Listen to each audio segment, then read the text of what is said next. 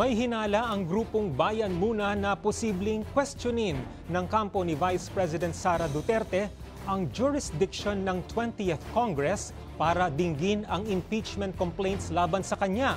Kaya't ganun na lang nila ang kumpiyansa ng bise na maipapanalo ang kaso. Kaya't sigaw ng Bayan Muna, simulan agad ng 19th Congress ang trial proper pagkatapos ng midterm elections. May balitang A to Z, si Ace Cruz.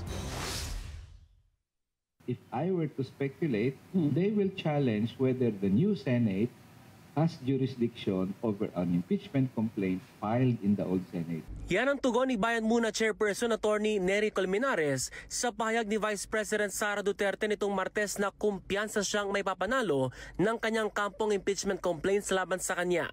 Inihain kasi ang reklamo ngayon 19th Congress, ngunit sa 20th Congress pa arangkadang trial.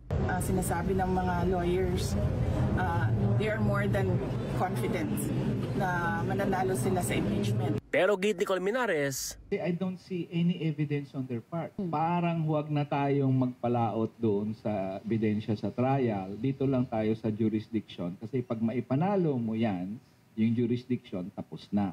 plano ni Colmenares na may iwasan ito kahit muli anyang hihilingin kay Senate President Francis Escudero na mag-convene na ang Senado bilang impeachment court pagtapos ng midterm elections.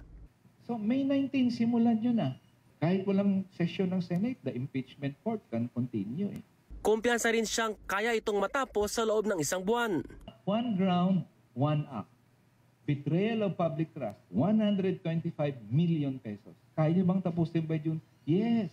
Makilang beses nang sinabi ni Senate President Escudero na hindi magbabago ang itinakda niyang schedule na sa pagbabalik sesyon pa sa Hunyo, iko-convene ang mataas na kapulungan bilang impeachment court habang sa Hulyo pa magsisimula ang trial proper.